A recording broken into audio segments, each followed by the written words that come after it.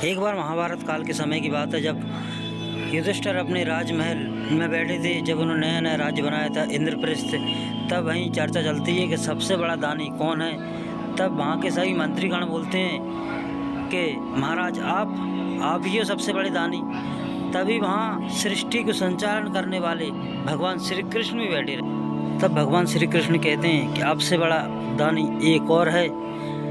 तो धर्मराज युधिष्ठिर कहते हैं कि मुझसे बड़ा दानी कौन है भगवान बताइए।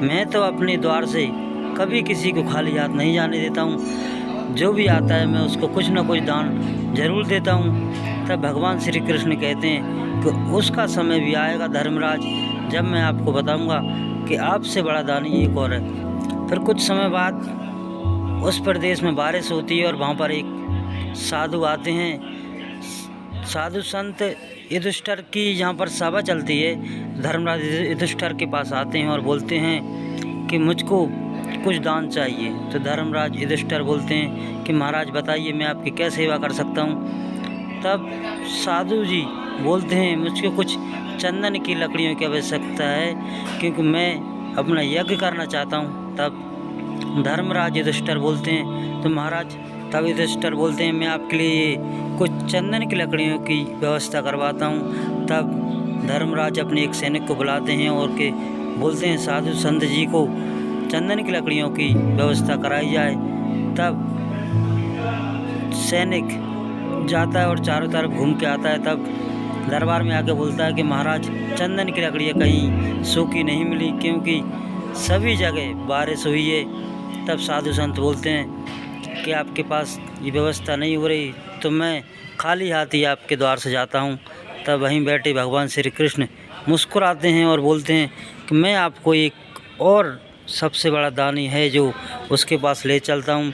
तब मुनिवर और भगवान श्री कृष्ण कर्ण के पास जाते हैं और कर्ण से बोलते हैं कि हमको चंदन की लकड़ियों की आवश्यकता है।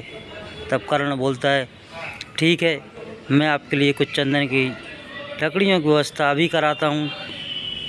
तब कर्ण अपने सैनिकों को आदेश देता है कि साधु जी को कुछ चंदन की लकड़ियों की व्यवस्था कराई जाए।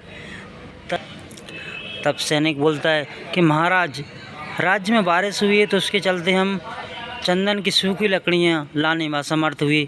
तब कर्ण बोलते हैं, कर्ण को याद आता है कि हमारी खिड़कियाँ और दरवाजे और मेरा पलंग वो भी तो चंदन की लकड़ियों का बना हुआ है।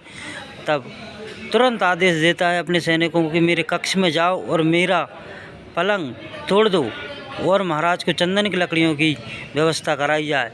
तब सैनिक जाते हैं और यही करते हैं कि उनके पलंग तोड़ देते हैं और वहाँ से चंदन की लकड़ियाँ अर्जित करते हैं। और फिर कर्ण जो है चंदन की लकड़ियाँ महाराज को अर्पित कर देता है।